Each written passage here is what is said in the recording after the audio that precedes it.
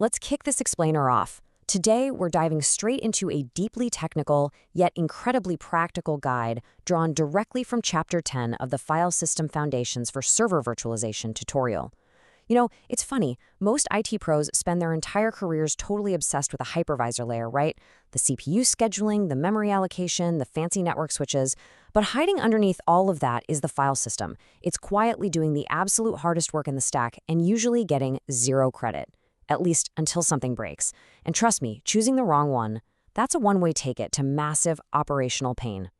So today, focusing strictly on the goldmine of information in Chapter 10, we're going to build a rock-solid, structured framework to help you make the right architectural choice. Right out of the gate, we've got to bust a major myth. I hear this question all the time. Okay, but which file system is just the best? People really want a simple one-word answer. They want to know if ZFS completely destroys VMFS, or if RFS is somehow magically superior to XFS. But as Chapter 10 makes abundantly clear, framing the architecture problem this way is fundamentally flawed.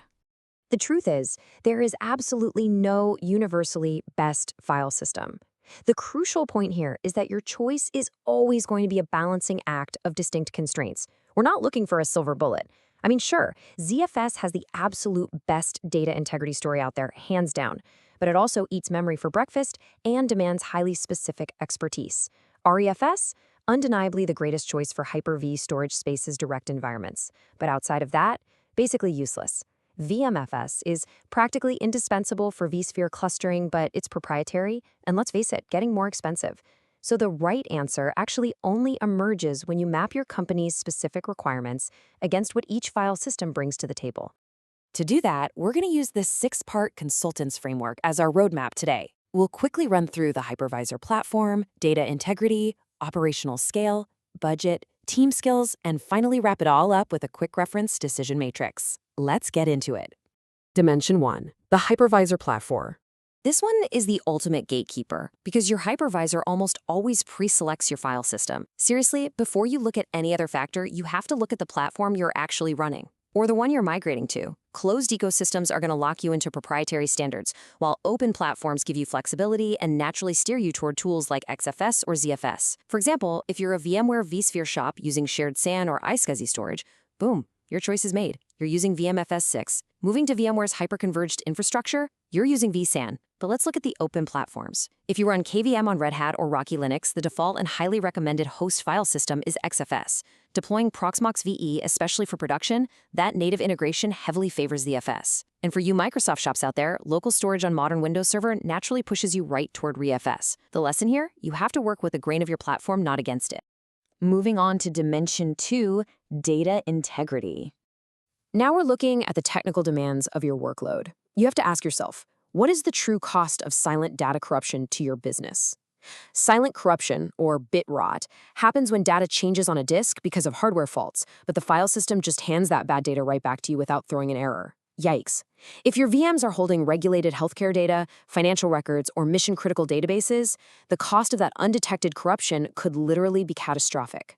Contrast that highly regulated environment, which absolutely demands end-to-end checksumming, against a disposable dev test setup where, a simple X4 or NTFS volume works perfectly fine.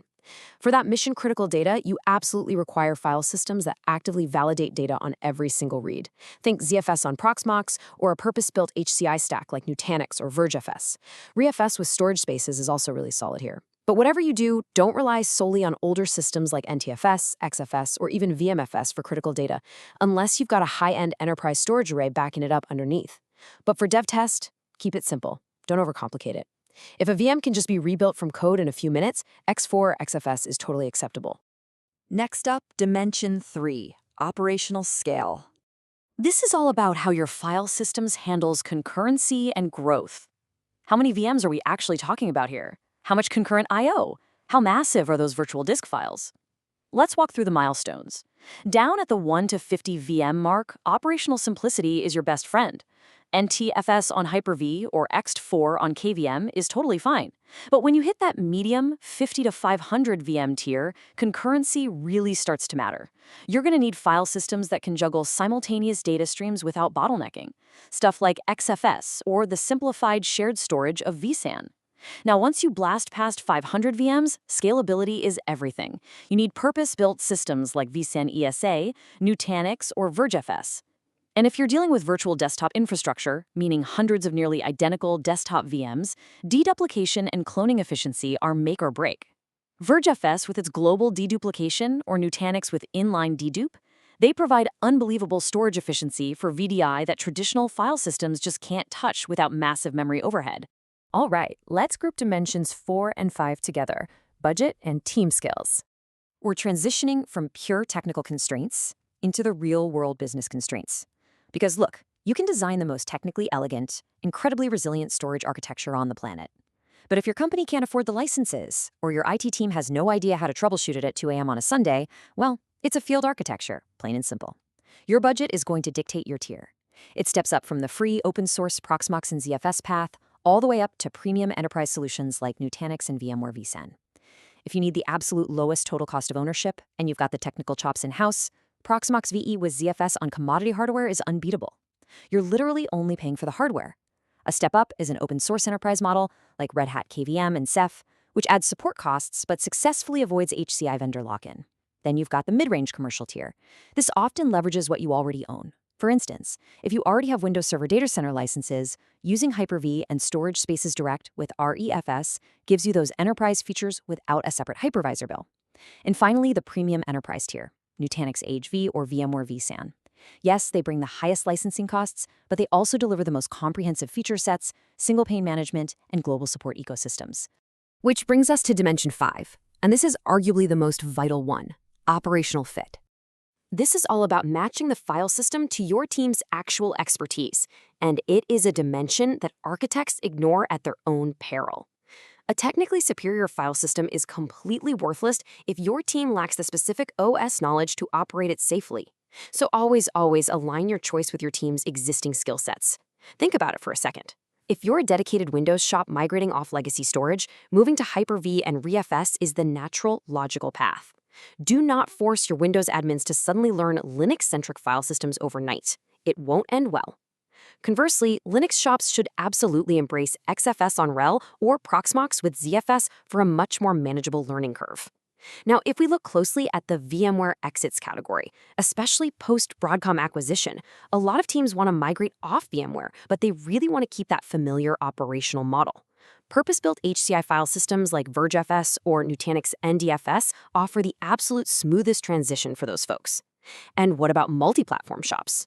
Well, a centralized ZFS NAS serving NFS can actually support vSphere, Proxmox, and KVM all at the exact same time, which radically reduces your operational complexity.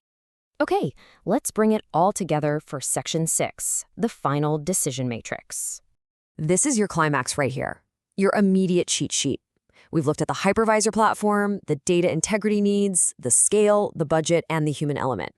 Now let's translate that theory into direct, actionable architectural recommendations based on your company's specific profile.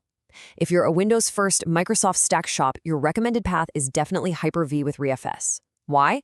To leverage block cloning. It makes copying massive virtual disks almost instantaneous by just creating pointers instead of actually moving the data. It's a real game changer.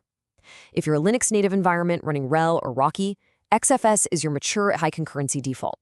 If data integrity is absolutely your highest priority on open-source HCI, ZFS on Proxmox is the undisputed winner for checksumming and instant snapshots. Designing a large-scale VDI deployment? You're going to need the global deduplication of VirtualVS or Nutanix.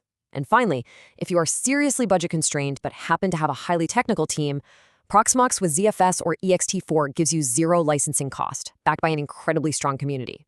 So, to wrap this up, I want to leave you with a final provocative thought. Does your file system actually match your team's expertise? I really want to challenge you on whether your current infrastructure truly aligns with your human and business reality. As we've seen from Chapter 10 today, the best file system isn't necessarily the one with the most flashy features on paper.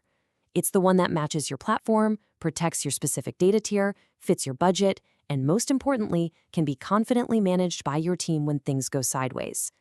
Take a really hard look at your current virtualization storage. Is it working for you or are you working for it?